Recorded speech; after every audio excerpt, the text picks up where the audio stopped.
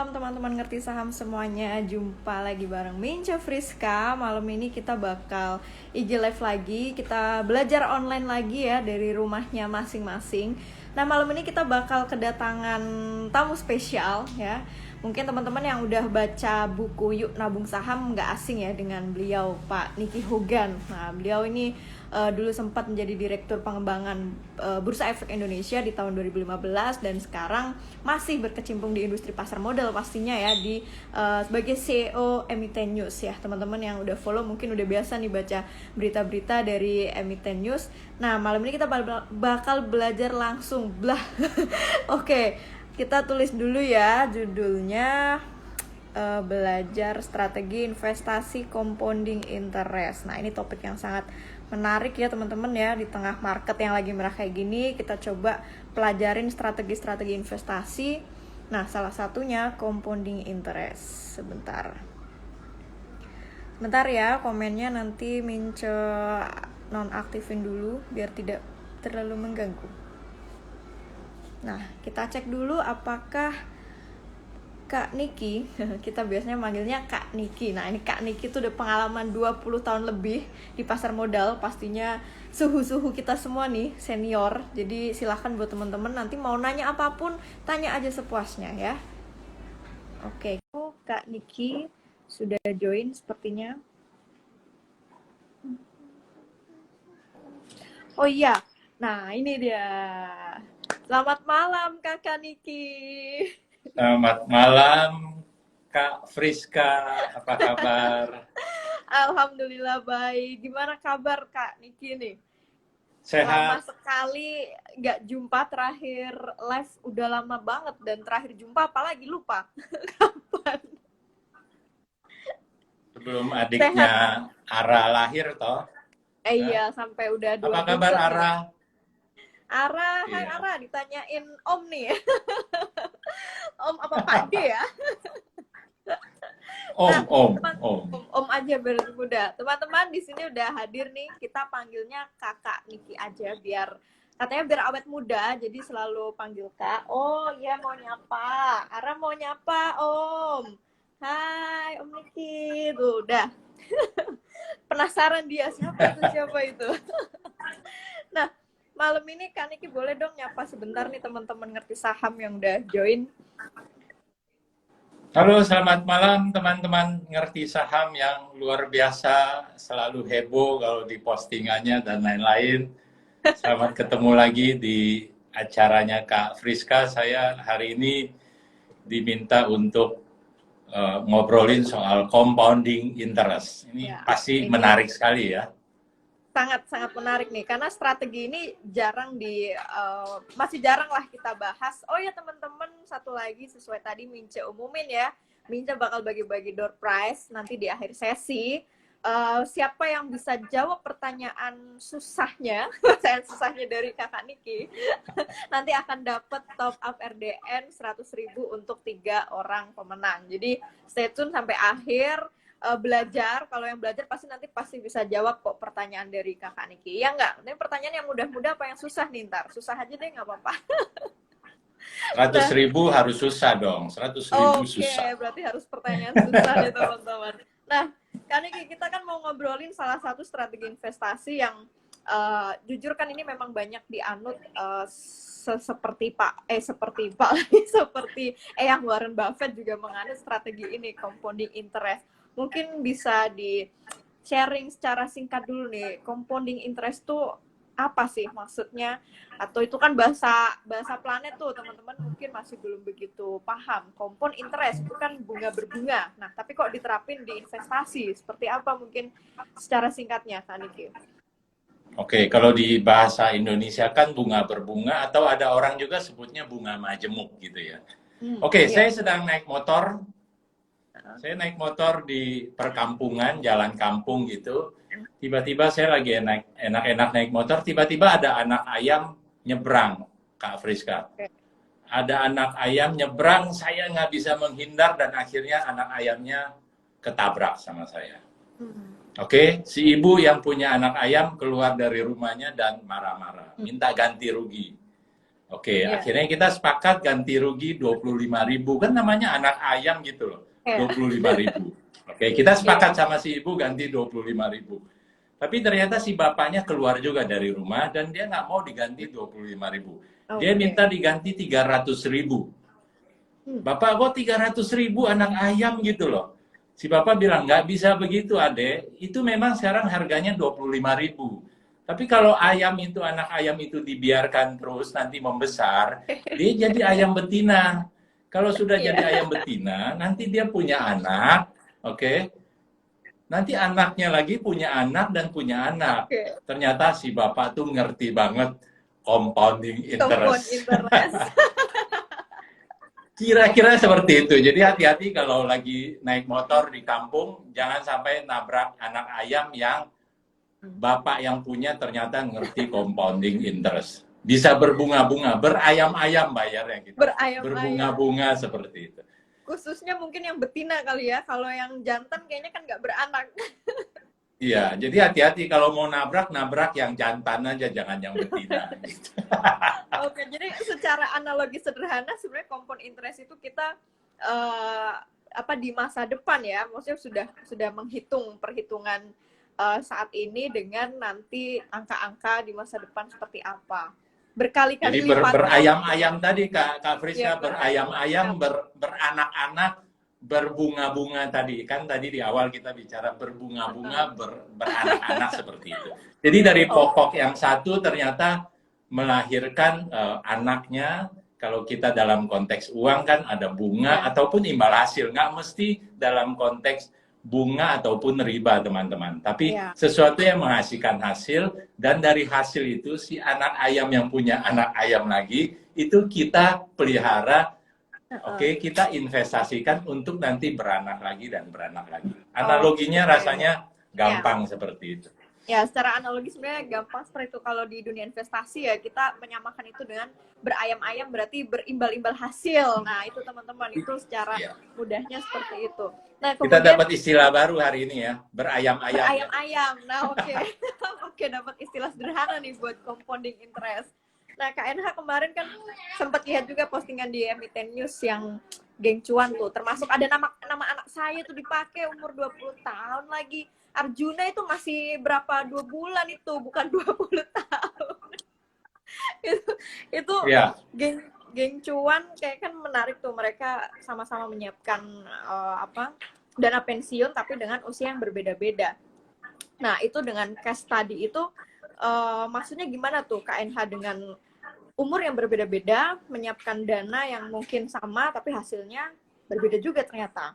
Jadi sebaiknya gimana tuh kita ya. apakah emang mulai harus dari sekarang aja atau gimana? Ini hal yang menarik tadi setelah ngomongin anak ayam ya. Satu hal teman-teman, Kak Friska, ada dua hal yang sangat menarik dari compounding interest.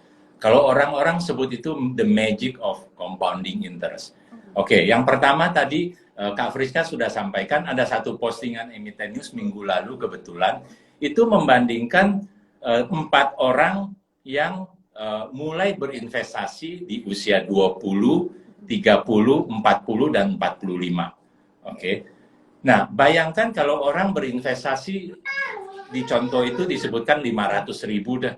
Per bulan 500.000, setiap bulan dari umur 20 sampai umur 60 dengan asumsi imbal hasil atau bunga ataupun return 7%, ya. Orang yang usia 20 dan berinvestasi terus-menerus selama 40 tahun sampai umur 60, itu dia bisa menghasilkan, kalau saya harus lihat sedikit contekan postingan kemarin. Dia bisa menghasilkan sekitar 1,3 miliar selama 40 tahun itu. Bayangkan kalau saya terlambat, saya baru memulai di usia 30 dengan kondisi yang sama, akhirnya yang saya dapatkan itu hanya setengahnya, nggak sampai 1,3, hanya sekitar 600. Tapi kalau saya memulai terlambat di usia 40, si Arjuna tadi, C-U-A-N, Cuan, Arjuna memulai di usia 40, yang dia dapatkan itu hanya 260-an juta. Dan apalagi kalau kita memulai semakin terlambat di usia 45, otomatis akan semakin kecil lagi, 150-an juta. Ya, jadi itu adalah the magic of compounding interest. Itu yang pertama, teman-teman. Ada satu lagi yang saya mau sampaikan, dan ini kita sering lupa, tapi sebenarnya ini hal yang luar biasa. Saya pertama kali mendapatkan datanya pun, saya terkaget-kaget. Terus terang seperti itu. Oke, bayangkan bahwa Kak Friska umurnya 20, walaupun sekarang umurnya Masih 20-an. 20. Masih 20. Oke, 20-an. kita anggap 20. Kak Friska memulai investasi di usia 20. Ya, ini contoh yang kedua. Contoh pertama tadi bisa lihat lagi postingan Emiten News yang minggu lalu tadi. Oke, ini contoh yang kedua itu adalah Kak Friska di usia 20 mulai berinvestasi 5 juta setiap tahun. Nggak usah setiap bulan dah, setiap tahun aja. Di usia 20 mulai investasi, usia 21 aja deh kalau gitu. Supaya nanti sampai ke usia 30, sudah 10 tahun melakukan investasi 5 juta per tahun, dan anggap aja return-nya 10%. Return 10% bisa atau tidak, nanti kita bicara. Oke? Kita anggap selama 10 tahun dari usia 21 sampai usia 30, Kak Friska berinvestasi dengan reinvestasi setiap kali mendapatkan 10% keuntungan atau kenaikan ataupun dividen, ya, direinvestasikan seperti itu. Di usia 30 Kak Friska berhenti, saya juga sama, usia saya 20 juga, 21 Kak Friska sama. Oke, tapi saya tidak memulai investasi pada saat Kak Friska memulai. Pada saat usia 30, Kak Friska udah dapat sekian banyak, investasinya kira-kira sekitar, kalau di compounding itu sekitar 87 juta. Saya masih nol. Oke, di usia 31 saya baru mulai berinvestasi dengan jumlah yang sama. Dan Kak Friska berbaik hati menunggu saya. Oke dah, Kak Niki, saya nggak akan saya nggak akan teruskan investasi saya. Kak Niki mulai aja mulai usia 31. Dan kita akhirnya menunggu di usia 60, ya, di mana Kak Friska hanya berinvestasi selama umur 21 sampai umur 30. Di usia 60, Kak Friska punya uang sebesar 1,5 M. Saya yang mulai berinvestasi di usia 31 dan terus-menerus sampai usia 60, 30 tahun saya investasi. Kak Friska cuma 10 tahun di usia pertama tadi. Di usia 31 sampai usia 60, pada saat saya menghitung, hasil investasi saya tidak sampai 1 miliar. Hanya sekitar 900-an juta. Jadi bayangkan bahwa kalau kita memulai berinvestasi di usia muda, tadi contoh pertama, dan contoh kedua, bahkan contoh kedua Kak Friska berbaik hati nungguin saya sekalipun, saya mungkin aja nggak bisa ngejar angka kekayaan di usia 60. Itulah the magic of compounding interest. Compounding interest. Tapi yang semakin bikin interest, ini emang maksudnya ada instrumen investasi yang udah fix memberikan, suara Ara ya ampun. Instrumen investasi yang fix memberikan 7% per tahun gitu. Kalaupun ada, misal kalaupun di saham-saham pun ada, sepengalaman Kak Niki 20 tahun nih di pasar modal, kira-kira saham-saham apa emang yang ngasih sebesar itu fix tiap tahun? Mungkin rata-rata segitu. Ya, rata-rata. Kita kadang-kadang suka mempertanyakan, masa sih ada yang ngasih 7% terus-menerus sepanjang 10 tahun, ataupun 10% sepanjang 10 tahun. Nggak ada, teman-teman. Nggak ada yang seideal itu setiap tahun, kecuali bunga deposito. Deposito juga naik turun, kan. Tapi kan bunganya kecil. Oke. Jadi selalu ada naik turun. Tapi kita bicara rata-rata, ingat satu hal, rata-rata itu pasti akan fair. Jadi kalau tahun lalu naik 30%, tahun ini mungkin turun 15%, tahun depan naik 10%. Kalau kita bicara rata-rata, ya, sebenarnya banyak ada. Saya nggak bicara banyak, tapi kalau kita bicara satu dulu dah. Pertama kita bicara tahun 95 pada saat IHSG itu baru berapa? 1995, Kak Friska udah umur berapa waktu itu? Saya baru 3 tahun. Baru 3 tahun. Oke, tahun 95 teman-teman, IHSG itu di 500. Wow. Indeks kita di 500. Jadi kalau sekarang di 2021 indeks kita katakan 6.000 ya gampangnya. Berarti udah naik 12 kali lipat. 1.200%. 1.200% bagi 26 tahun kira-kira 40-an persen. Kita bicara indeks. per tahun 40-an%. Itu indeks. Kalau bicara saham, ada nggak sih saham? Teman-teman, bukan promosi, tapi Emiten News pernah menyajikan satu data grafik, Kak Friska pernah lihat itu, motion, di mana ada beberapa saham yang selama ini, kita cuma ambil range-nya 10 tahun, Kak Friska. Range 10 tahun, yang dalam 10 tahun terakhir kita bicara hanya saham LQ45, yang selalu ada di deretan saham LQ45, nggak pernah terlempar keluar. LQ45 itu setiap 6 bulan dievaluasi sama bursa, nggak pernah terlempar. Nah, di dalamnya itu, kita bukan rekomendasi saham hari ini, tapi menyebut contoh, ada saham BRI, saham BCA, saham BR Mandiri, ada saham BNI, ada Telkom, ada Kalbe Farma, dan ada yang saham yang sekarang lagi dibully, sering dibully, Unilever bagian daripada itu. Oke? Banget. Kasihan banget. Tapi beberapa contoh saya sebut, BCA itu selama 10 tahun terakhir, return-nya atau kenaikan harganya 400% lebih. 10 tahun terakhir. Artinya kalau kita bodoh-bodohan, bagi 10 aja berarti 40% lebih. BRI 300%, Mandiri sama Telkom 100%. Yang tadi yang sedang dibully, yang sering dibully, Unilever, itu lebih dari 120% selama 10 tahun terakhir. Artinya rata-rata lebih dari 10. Ya, Kak Niki, ya? Belum termasuk dividen, itu baru bicara kenaikan harga.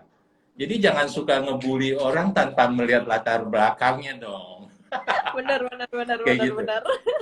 Ya, balik lagi, nggak ada yang mustahil, artinya kita bicara itu seolah-olah kok di awang-awang, enggak kok. Hari ini kita bicara semuanya jelas, semuanya by data ada, seperti itu. Oke, wah ini semakin menarik tuh teman-teman. Jangan suka ngebully tanpa melihat historical. Nah itu poinnya di situ juga tuh. Wah ini semakin banyak yang join. Minca ingetin ya, di akhir sesi ada door prize. Jangan lupa follow Emiten News, wajib buat yang mau dapat door prize-nya. Tinggal jawab pertanyaan gampang nanti dari Kak Niki di akhir sesi ya. Tunggu untuk 3 pemenang. Jadi kita belajar dulu nih. Oke, kita lanjut. Tadi udah ada gambaran tuh beberapa saham secara historical yang memberikan return sebesar 7% rata-rata kalau di rata-rata. Kemudian sebenarnya cara kerjanya sistem compounding interest ini gimana Kak Niki? Apakah kita harus selalu mencari saham-saham yang selalu naik tiap tahun atau bagaimana gambarannya? Nggak ada saham yang setiap tahun naik pastinya, ya kan? Iya sih. Selalu ada naik turun, ya kan? Selalu ada naik turun seperti itu. Tapi balik lagi, kalau teman-teman di trader ya, teman-teman trader percaya dengan history repeat itself. Sebenarnya kita teman-teman yang ada sebagai lebih ke konsep untuk investasi jangka panjang, kita juga harusnya percaya dengan history repeat itself. Artinya gini, bahwa sejarah itu, tadi kita bicara sejarah itu tidak, sejarah itu akan terbawa terus dari waktu ke waktu seperti itu. Ya, jadi kalau tadi menyebut beberapa contoh saham yang kita lihat track record 10 tahun terakhir bisa memberikan return yang sedemikian tinggi, mestinya itu bisa jadi bagian daripada arah investasi kita. Oke, membeli saham yang punya record baik, punya historical baik. Setelah itu biarkan compounding interest bekerja. Oke, kita membeli saham harganya naik dan lain-lain, atau tadi dividen yang kita terima rata-rata perusahaan-perusahaan yang blue chip itu dividennya minimal 3-4%. Lumayan untuk kita bisa beli 1-2 lot lagi untuk menjadi 1 juta lotnya Kak Friska. Amin. Ini sedang saya perjuangkan juga nih 1 juta lotnya. 1 juta lembar saham apapun. Oh, 1 juta lembar. Cukup lah ya 1 juta lembar ya. Dividen compound interest seperti itu. By the way, baru ingat, berarti Kak Niki tahun 95 udah ada di pasar modal Kak, waktu IHSG. Enggak lah, saya bicara sejarah, saya ngajar sejarah kan saya nggak mesti udah hadir di zaman itu. Enggak, saya selisih sedikit, selisih 4 tahun setelah 95. Saya mulai di pasar modal di bursa itu di 99. Ya di pasar modal itu di dunia itu 98 setelah krisis itu atau menjelang krisis. Iya, pas IHSG masih berapa itu Kak Niki tahun 99? Kalau 1000 95.500-an pada saat 98 tuh turun sampai 200-an, 300-an. Indeks Wow, kita pas 300. 98 ya. Iya, iya kan? Gila. Krisis 98 turun sampai 300. Nggak ada transaksi puluhan atau belasan triliun seperti saat ini. Waktu itu hanya berapa puluh miliar per hari transaksi. Wah, Jadi luar bayangkan biasa. hebatnya kita kan. Menyaksikan sejarah krisis terbesar itu 98. Oke, Kak Niki, kemudian kemarin jadi inget nih, kemarin-kemarin kan Ngepisam pernah posting tentang itu pensiun dini Garuda Indonesia. Nah, itu kira-kira apa lesson learned atau pelajaran yang bisa kita ambil dari situ sebenarnya Kak Niki? Saya rasa gini, kembali Kak Friska, teman-teman, kalau kita tadi kembali ke contoh yang tadi angka orang yang mulai berinvestasi di usia 20, 30, 40, 45 tadi, bayangkan kalau misalnya tadi kalau contohnya apa pensiun dini ya. Pensiun Ya, dini itu tiba-tiba perusahaan menawarkan nggak hanya Garuda tapi perusahaan-perusahaan ya. lain menawarkan oke, pensiun didinikan bukan lagi umur 60 tapi umur 45 atau 50. 40. Ya. Yang mau ambil atau dikasih penawaran paket seperti itu. Orang-orang yang di usia 45 yang nggak punya investasi mungkin akan sangat kesulitan pada saat itu. Ya. Tapi bayangkan kalau karyawan yang sudah mulai investasi di usia 20, usia 30, minimal dia sudah punya tabungan investasi yang lumayan, yang nanti ditambahkan dengan pensiun tadi, uang pensiun tadi, ya lumayan. Jadi balik lagi, sebenarnya pensiun dini, justru kita tahu bahwa krisis kan selalu akan terjadi lah ya. Ya. Selalu ada siklusnya seperti itu. Jadi perusahaan tempat kita bekerja juga selalu punya program, kadang-kadang terpaksa menawarkan program pensiun dini, dan pada saat itu kembali ke kita seberapa siap kita dengan tabungan investasi kita. Kalau kita udah memulai di usia 20 kayak Kak Friska tadi kan aman sudah. Tapi kalau saya baru usia 30, usia 40 baru memulai, berarti saya punya tabungan investasi yang sangat sedikit untuk mengcover pensiun saya gitu. Oke. Tapi sebenarnya kalau kita bicara soal mulai startnya ya, maksudnya bagi mereka-mereka kan banyak yang merasa tertinggal banget gak sih, kita baru mulai, sering banyak nih curhatan di Ngerti Saham, saya baru mulai usia segini. Ada ibu-ibu umur 40 tahun, 50 tahun, mereka baru mulai. Nah, mungkin pertanyaan berikutnya adalah bagaimana cara, ada nggak sih maksudnya cara untuk mengejar ketertinggalan dalam tanda kutip itu, Kak Niki? Karena yang merasa Kalau tertinggal mengejar saat itu. kalau mengejar jumlah tahun otomatis sudah terlambat. Betul Iya, kan? iya. Teman-teman yang usia 20, 25 memulai dan misalnya saya di usia 40 baru memulai, pasti saya terlambat. Saya kalah umur, kalah muda. Kalah jumlah umur dibandingkan teman-teman yang mulai berinvestasi di usia 20 atau 25. Apa boleh buat? Harus diterima bahwa yang memulai di usia lebih tua pasti punya waktu yang sedikit lebih pendek. Kalau kita bicara garis finish kita di usia 60 misalnya atau 55 seperti itu. Tapi tidak ada kata terlambat, kita percaya juga daripada tidak sama sekali, mendingan saya di usia 35 nggak apa-apa. Saya mulai investasi, syukur-syukur nilai investasi saya setiap bulannya bisa lebih besar daripada para usia 20-25. Oke kan? Iya. Yang duluan kan, yang duluan mungkin karena dia udah duluan, oke saya memperbesar. Tadi ingat contoh yang kedua, Kak Friska mulai di usia 20 dan berhenti di usia 30, saya memulai di usia 31, saya mungkin kalau mau ngejar Kak Friska, saya nggak bisa hanya dengan nilai yang sama seperti Kak Friska. Karena dengan nilai yang sama sampai usia 60 nggak akan kekejar. Saya pernah bikin tabelnya Kak Friska. Percaya saya tarik sampai usia 100, saya tetap nggak bisa ngejar Kak Friska. Luar biasanya compounding interest. Kak Friska cuma spend 10 tahun, saya spend sampai usia 100 pun saya nggak bisa ngejar angkanya Kak Friska. Jadi tapi sekali lagi nggak ada kata terlambat. Kalau mau ngejar Kak Friska tadi ya saya mungkin kalau usia saya lebih tua sedikit ya saya mungkin gaji saya harus lebih besar sedikit Iya. untuk saya investasikan. Biar nggak Berarti kalah sama yang muda-muda. iya, dengan kata lain, satu-satunya strategi untuk dalam tanda kutip mengejar ketertinggalan, mau tidak mau kita menambah jumlah yang lebih besar, dalam hal ini modal ya Kak Niki ya, daripada Ya, yang betul. tadi udah mulai dulu. Tapi kalaupun belum ada modal yang sebanyak melebihi itu ya nggak apa-apa, tetap mulai daripada tidak sama sekali. Begitu ya teman-teman, Pastinya. semoga Ya, tidak membuat galau-galau yang baru mulai, apalagi mengingat pasar modal Indonesia itu masih kecil dan peluang berkembangnya luar biasa ke depannya. Jadi kita nggak ada kata terlambat kalau kata Kak Niki. Nah, kemudian ada satu pertanyaan yang banyak banget netizen belakangan nanya, kalau ada dana nganggur, apalagi market kayak gini, lebih baik kita pakai sistem tetap nyicil atau langsung lamsam. Bahasa kerennya di sini mungkin ya, dollar cost averaging, sesuai buku bestsellernya Kak Niki nih, Yuk Nabung Saham. Better mana nih Kak Niki? Kalau ada dana nganggurnya ya, kalau ada dana sebagian besar dari kita kan mungkin karyawan ya. Kita sebagian besar dari kita kerja, kita dapat penghasilan rutin dan lain-lain. Yang penting konsep pertama dari penghasilan rutin itu kita sisihkan untuk kita investasikan secara berkala seperti itu, ya kan? Jadi kita lakukan seperti itu. Tapi tentunya juga ada orang yang tadi punya dana besar, ya dia bisa langsung belikan sekaligus. Ini sebenarnya masalah pilihan. Masalah pilihan, orang yang langsung berinvestasi seperti itu. Kalau saya mungkin, saya Niki Ogan, saya mungkin lebih konservatif. Artinya saya tidak akan belanjakan langsung.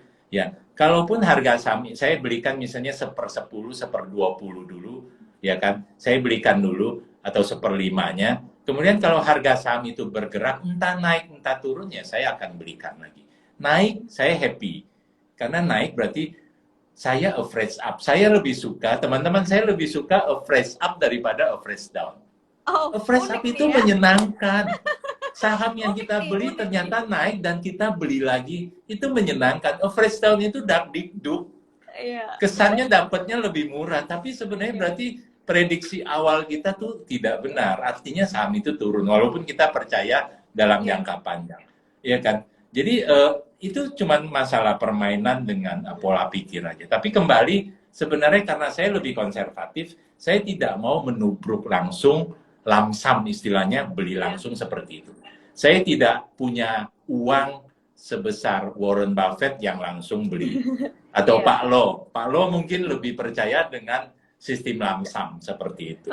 Oke? Dan saya mungkin tidak seagresif itu. Saya mungkin pribadi, saya lebih suka dengan membeli secara berkala. Nggak apa-apa, oke saya beli. Dia naik, ya nggak apa-apa. Saya happy karena naik. Tadi saya sudah sampaikan, fresh up buat saya menyenangkan. Dia turun pun is okay, karena saya bisa beli di harga yang lebih murah. Enak kan? Kiri kanan enak kok. Gitu loh. Kanan kiri enak semua deh kalau kayak gitu. Iya. Betul, kalau beli sekaligus kan belum tentu mental kita kuat. Ada yang beli sekaligus, begitu turun sudah langsung nyesel-nyesel. Begitu naik mungkin happy. Kalau yang tadi kan sudah enak, naik seneng, turun juga seneng. Di bawah fun aja lah investasi itu, betul Kak? Iya bener banget. Ini yang denger itu kita ikut-ikut fun, tapi balik lagi kalau selesai IG Live pada galau lagi biasanya, lihat foto minus. Terus nggak ada dana buat amunisi average down, ya udahlah gigit jari biasanya. Nah, kemudian kalau buat para newbie nih Kak Niki, bagaimana sih sebaiknya mereka memulai untuk berinvestasi, atau kita sering bilang nabung saham lah untuk kampanyenya? Apa yang sebenarnya perlu dipersiapkan dari awal biar nggak kayak gini, nggak kaget gitu ketika market turun. Ini kan kebanyakan investor angkatan corona tahun lalu cuan itu gampang banget tuh dapet, pasti rata-rata beli apapun cuan. Giliran sekarang dikasih ujian nih sama Mr. Market, turun pada panik. Nah, seharusnya apa nih sebagai newbie yang dari awal banget harus disiapin untuk berinvestasi di saham ini? Yang pasti buka rekening, ya kan? Yang pasti punya uang gitu. Oke, itu gampang lah. Punya rekening, buka rekening sekarang gampang. Punya uang ya minimal bisa buat setoran awal seperti itu. Kembali kan di pasar itu ada yang namanya trader, ada yang namanya investor, ya kan? Tergantung kita memilih. Tapi kita harus menentukan, di awal kita harus menentukan kita mau menjadi investor atau menjadi trader. nggak boleh nggak dua-duanya, ya kan? Itu yang suka salah. Mau jadi investor tapi pola pikirnya trader, mau jadi trader tapi begitu nyangkut ngakunya investor kayak gitu, ya Investor. kan? Jadi menganalisa dan lain-lain, technical, fundamental, kalau kita menguasai syukur, tapi lebih dari itu pola pikir dan lain-lain itu juga adalah mungkin bahkan lebih penting daripada analisa-analisa seperti itu, ya kan? Dan yang tadi balik lagi, sebenarnya sih kalaupun kita tidak punya keahlian-keahlian seperti itu, ya kita maunya mungkin lebih tadi. Kalau di awal dikatakan, udahlah saya mau memanfaatkan keajaiban compound interest, saya mau nabung aja deh setiap bulan, setiap berapa bulan saya belikan, saya merem dan lain-lain. Tadi kita percaya biasanya histori itu, sejarah itu tidak berbohong. Jadi kalaupun naik turun, sekali lagi jangan dibully teman-teman, itu biasa kok kayak gitu. Iya kan? Jangan dibully seperti itu.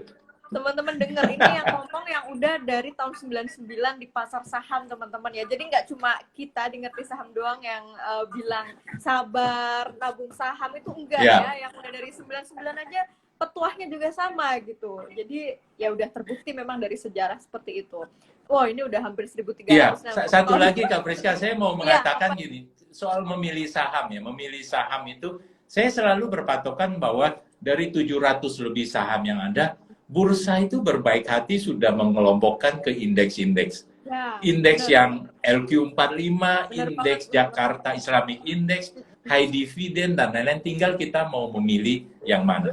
Tapi percayalah, saham-saham yang masuk ke kriteria itu sudah melalui proses seleksi oleh bursa. Screeningnya sudah dilakukan. Jadi kalau mau membuat itu menjadi sederhana sebenarnya ya cukup seperti itu. Lain kalau kita trader mungkin ya. Tapi kalau kita bicara hari ini compounding interest itu kan lebih melekat dengan konteks investasi jangka panjang.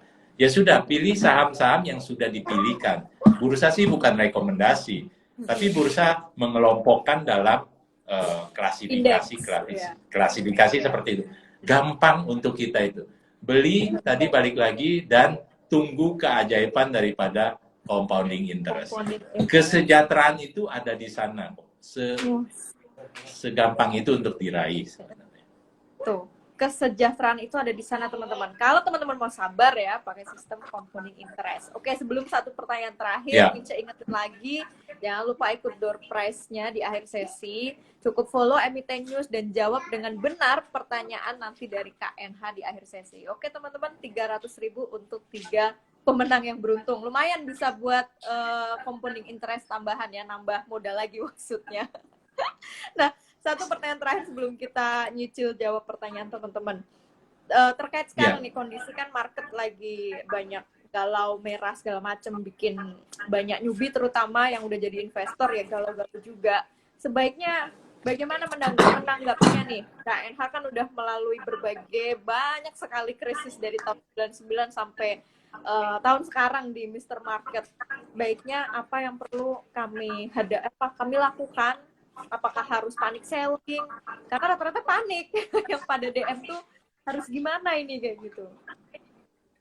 Ya, ya kalau kita bicara sejarah sih 98 turun terus naik lagi. Kan tadi kalau kita tarik panjang seperti itu 26 tahun dari indeks 500 sampai indeks 6.000 sekarang 5.800 seperti itu. Berarti kan ada perjalanan naik turun seperti itu. Tapi ujungnya kan ternyata naik kan. 98 krisisnya mungkin jauh lebih parah. 2008 krisis juga teman-teman, subprime itu juga jauh lebih parah bahkan dibandingkan dengan tahun 2020 kemarin. 2020 kemarin indeksnya turun berapa sih? 35% mungkin. 35%. 2 krisis sebelumnya itu jauh lebih parah daripada itu. Dan kita tahu bahwa di akhir tahun lalu, iya kan? Di akhir tahun lalu kan ternyata indeks berbalik. Hari-hari ini memang membosankan sih, ya kan? Membosankan, indeksnya bergerak di sana terus dan lain-lain, naik turunnya di situ aja, nyangkut dan lain-lain ya kan. Tapi balik lagi kan konteksnya tadi, kalau usia kita 20, 25, 30 sekarang, ya ini adalah saat-saat untuk kita terus melakukan ya pembelian, melakukan investasi secara berkala. Pokoknya kalau hari ini kita bicara compounding interest, teman-teman jangan mau rugi. Jangan mau rugi untuk kita tidak menikmati the magic of compounding interest itu. Ini bisa Iya, dikatakan compounding interest itu keajaiban dunia ke-8 sih. Banyak yang bilang seperti itu. Karena memang betul. it works Keajaiban dunia banget. ke-8. Kalau Betul. menurut Kak Niki sendiri, apakah memang krisis yang 2020 tidak separah yang sebelumnya yang Kak Niki alamin? Tapi apakah dari sudut pandang Kak Niki, krisis yang sekarang itu udah mulai apa ya, hilang, selesai, atau belum? Kalau dari sudut pandang Kak Niki nih. Saya percaya bagian terparahnya sudah lewat, Kak Friska. Bagian terparah itu sudah lewat di 2020 kemarin.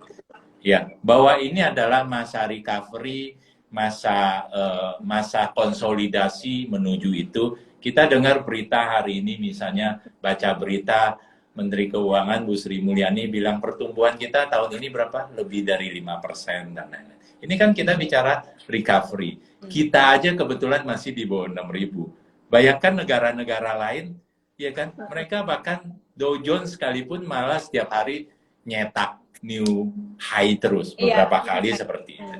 Iya kan?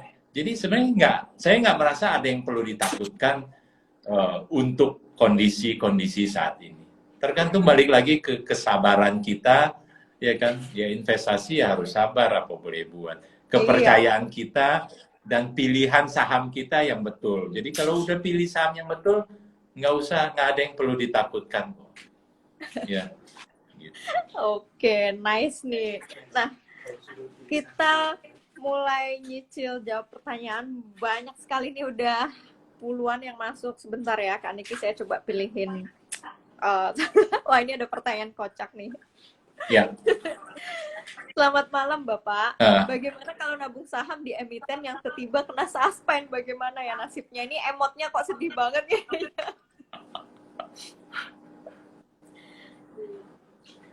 Nabung saham di emiten yang tiba-tiba kena suspend.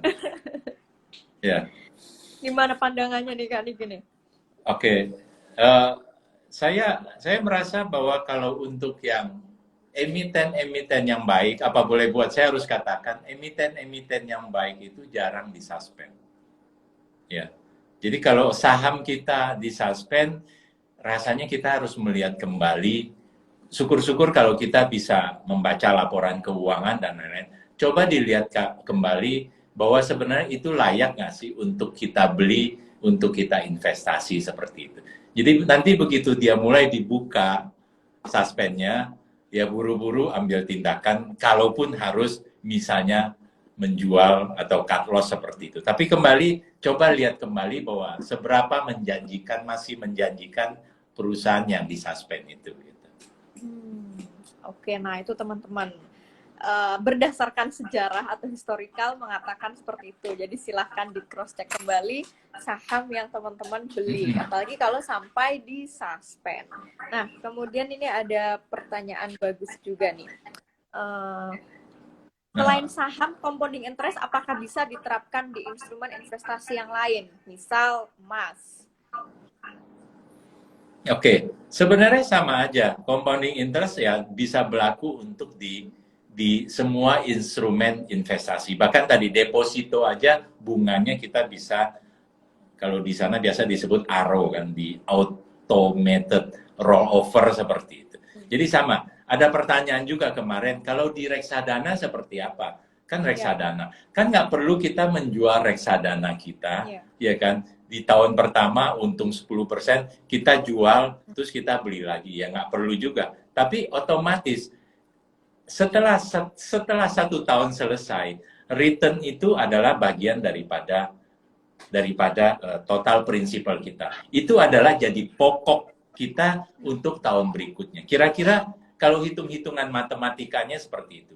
Tapi balik lagi, itu bisa berlaku untuk reksadana, termasuk misalnya tadi pertanyaannya untuk emas dan lain-lain. Oke, gitu. Jadi sebenarnya compound interest bisa berlaku untuk semua jenis instrumen investasi, tapi yang sifatnya jangka panjang ya, Kak Niki ya? Iya, kalau jangka pendek ya nggak berlaku compounding interest. Trader yang nggak Iya. butuh compounding interest. Iya, benar-benar. Kalau yang teman-teman di sini trading nggak butuh itu keajaiban dunia ke-8 Iya, compound ini. Nah, ini ada yang minta masukan atau saran nih. Berapa alokasi investasi dari penghasilan? Kemudian apakah setelah gajian langsung beli aja atau bagaimana? Nah, mungkin sedikit tips aja nih dari KNH. iya. Amat nggak ada patokan sebenarnya, nggak ada patokan itu sebenarnya kembali ke kita. Teman-teman di financial planner mungkin punya angka-angka seperti itu, tapi salah satu patokannya adalah 50, 30, 20. Kalau kita mau menggampangkan, 50 untuk kebutuhan sehari-hari kita, syukur-syukur cukup 50%-nya, 30% lebih kepada untuk dana darurat dan lain-lain, dan 20%-nya kita investasikan. Di awal atau tidak, ya sebenarnya sih kalau lebih baik sih ada dari awal begitu kita terima gaji, terima penghasilan, 20% sudah langsung di auto debit beli reksadana, beli saham ya, diinvestasikan seperti itu. Kan kadang-kadang takutnya kan kita tergoda, tapi sebenarnya kembali ke kita semua ya. Nggak ada Oke, nah, patokan tapi biasa bisa dipakai 50, 30, 20 aman. oke, nah ini kalau sharing pengalaman dari KNH seperti itu. Nah, ini ada satu pertanyaan bagus banget nih terkait Ya. compounding interest.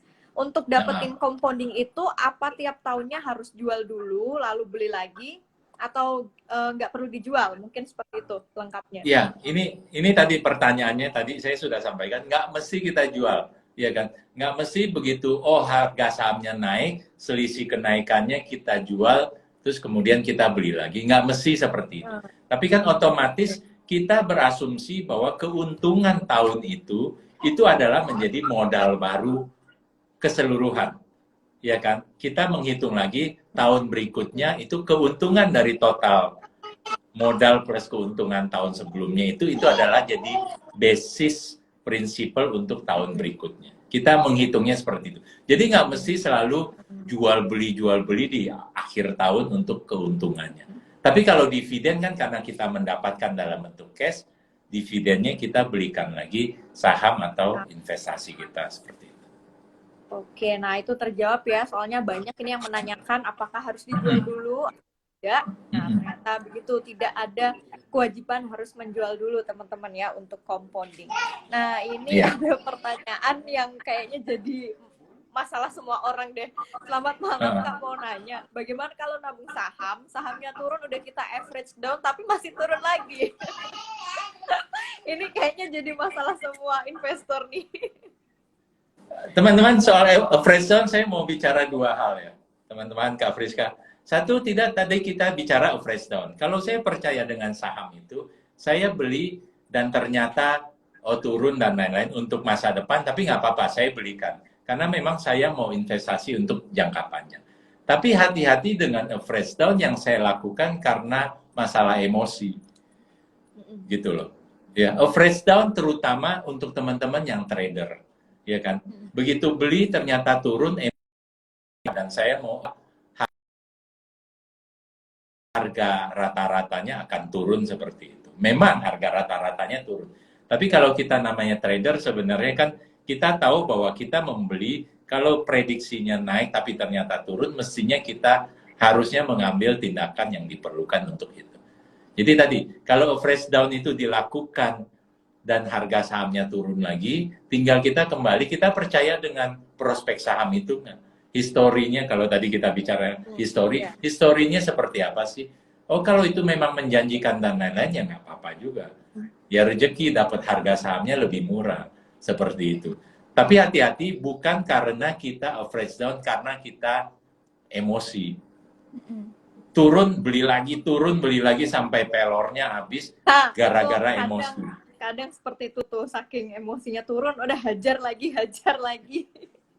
Yang dilihat kan average down-nya, tapi tanpa melihat sebenarnya perusahaan ini fundamentalnya masih oke atau gitu, ya kan? Oke deh. Nah itu teman-teman semoga menjawabnya. Nah ini ada satu pertanyaan terakhir nih sebelum kita masuk ke quiz untuk door prize-nya. Sebentar kita pilih pertanyaan yang paling menarik. Tadi ada pertanyaan. tadi tuh sebenarnya ada pertanyaan di kolom komentar, tapi ke skip atas. Intinya dia bilang, Kak, saya kok belum pede buat investasi saham. Nah, itu mungkin ada saran atau tips nggak, Kak Niki, buat teman-teman yang mungkin merasa belum pede, merasa masih maju mundur, buat mulai investasi atau nabung saham. Tadi unik aja sih, saya lihat nggak pede loh. Kenapa nggak pede ya untuk investasi saham? Supaya supaya pede investasi saham langsung terjun. Supaya pede bisa berenang langsung lompat ke kolam renang.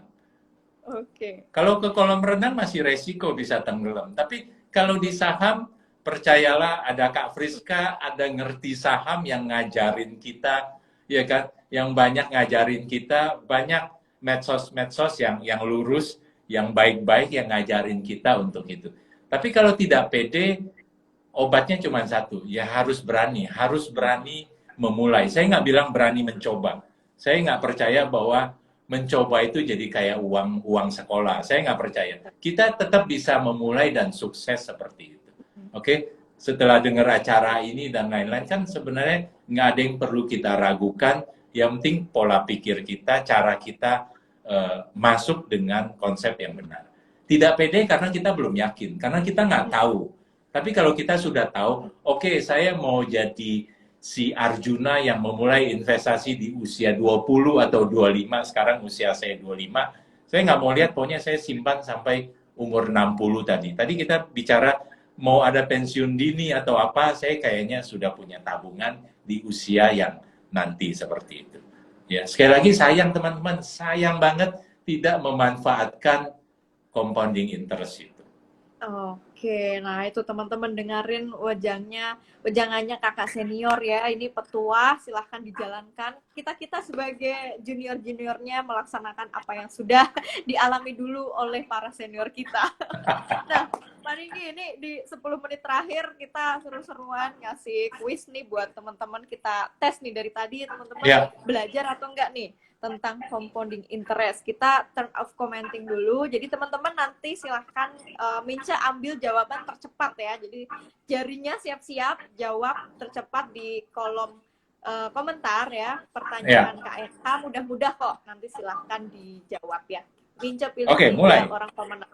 Oke, pertanyaan pertama, silahkan Kak Niki. Ting tong, pertanyaan pertama. Oke, Kak Friska tadi menyampaikan bahwa compounding interest adalah keajaiban dunia ke-8.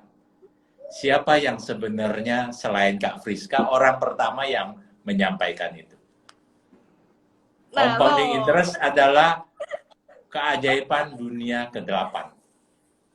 Ayo, ini belum Kak ada Friska orang kesekian ribu, kesekian juta yang menyatakan itu. Orang pertama siapa? Ini orang gampang loh pertanyaannya loh. Ayo teman-teman, orang pertama. Istilah itu dikeluarkan oleh siapa? Ayo, siapa? Ayo. Warren Buffett, bukan Warren Buffett. Bukan Warren Buffett. Albert Einstein, oke. Ryan Kusnuludin, betul. Albert Einstein. Selamat. Albert Einstein. Bayangkan seorang Albert Einstein yang jago fisika, tapi dia malah membuat statement soal compounding interest. Luar biasa kan? Betul. Oke, tadi Mas Rian Husnuludin, silahkan DM ke Mince ya, Friska_DC untuk klaim top up RDN 100.000-nya ya, langsung DM ke Mince. Kemudian pertanyaan kedua. Tada. Oke, pertanyaan kedua. Tara, compounding interest itu lekat dengan satu angka, namanya rule of satu angka. Rule of, saya kasih pilihan. 70, 72, 74, 80. Ayo. Rule of teman-teman yang udah interest, sering baca. Ini jangan Albert Einstein, udah selesai Albert Einstein-nya. Udah ganti pertanyaan ini. Oke. Pilihan berganda teman-teman, pilihan berganda. Ya, compounding interest lekat dengan rule of 72. Mickey Bong 23. Mickey Bong 23. Mana nih? Ya, 72, betul. Tadi yang jawab pertama Mickey Bong. Inong Dani. Miki Bong 23 tadi, Kak Friska yang jawab duluan. 72. Oh, udah dijawab duluan tadi ya. Mana ya? Sebentar. Udah di atas kayaknya. Jadi teman-teman sambil Kak Friska nyari, rule of 72. Angka 72 itu sangat lekat dengan compounding interest. Jadi kalau kita mau menggandakan uang kita, ya, kita mau menggandakan dari 100 menjadi 200, ya, 72 itu jadi satu angka rumus. 72 itu, jadi 72 membagi kepada return-nya, kepada keuntungannya. Jadi kalau return atau bunga itu 10%, berarti 72 bagi 10. Berarti kita butuh 7,2 tahun untuk mendapatkan atau menggandakan uang kita yang 100 menjadi 200. Kak Friska udah ketemu? Nemunya cuma Inong Dani nih. Oke, ya udah Inung Dani nggak apa-apa kalau gitu. Inong Dani. Mungkin ya. saya yang salah lihat, maafkan saya yang salah Iya, lihat. soalnya di atas masih pertanyaan pertama. Iya. Oke, Mbak Inong Dani DM ya ke mince_frisca_dc. Nah, ini Ya. pertanyaan Jadi terakhir. oke ya, dari rule of Mince. 72 ya teman-teman ya. Itu gampangin kita. Jadi kalau investasi saya setiap tahun dapat 10%, saya butuh berapa tahun sih untuk melipat gandakan uang saya menjadi 2 kali lipat? 72 bagi ke return-nya, seperti itu. Udah dibikinin rumus sama para ahli matematika seperti itu. Oke, yang kedua udah selesai. Kak Friska ada pertanyaan ketiga nggak? Kak Friska nih mungkin punya. Ketiga semua dari Kak Niki. Guru kita kan malam ini Kak Niki. Oke, teman-teman ya. Tadi saya menyebutkan beberapa contoh. Ini pertanyaan ketiga. Saya menyebutkan beberapa contoh saham-saham yang memberikan return luar biasa, lebih dari 100% selama 10 tahun terakhir. Oke, saya menyebutkan beberapa contoh. Ada saham Unilever di dalamnya termasuk, ada Kalbe, ada Telkom, kemudian ada bank, ada bank-bank. Oke, ada bank-bank. Ada satu bank swasta yang memberikan return lebih dari 400%. Ati Kausman, BCA. Apa ini? Bentar, Ati Kausman. mana ya? Oke. Atau Mana ya? Kak Friska yang lihat saya mungkin datanya. BCA, mana betul. ya? BCA selama 10 tahun terakhir memberikan atau mengalami kenaikan lebih dari 400% Oke. di luar Ini ya, dividen. virus D underscores. Nah, oke, ini Mas mungkin ya, Mas virus D underscores. Nanti DM Mince ya, karena udah berhasil menjawab pertanyaan Kak Niki. Wah, ini 3 pertanyaan yang lumayan agak mikir ya, inget-inget maksudnya, tapi terjawab sudah. Selamat buat tiga pemenang. Yang lainnya jangan berkecil hati, tenang aja, masih akan banyak kok kita sharing-sharing giveaway ataupun door prize yang lainnya. Nah, di akhir sesi ini mungkin kita nggak lengkap, nggak afdol kalau kita nggak minta closing statement dari Kak Niki Hogan nih, yang sekarang rajin banget larinya tapi tetap jadi investor ya, bahkan masih mengelola emiten news, luar biasa, masih berkecimpung lah di dunia pasar modal. Monggo Kak Niki, wejangannya ditunggu.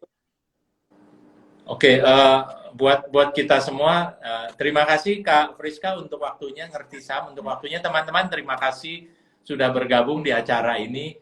Pokoknya saya rasa hari ini 1 jam kita mendapatkan pencerahan mengenai compounding interest. Tadi kalau ada yang masih ragu-ragu dan lain-lain, putar lagi dari awal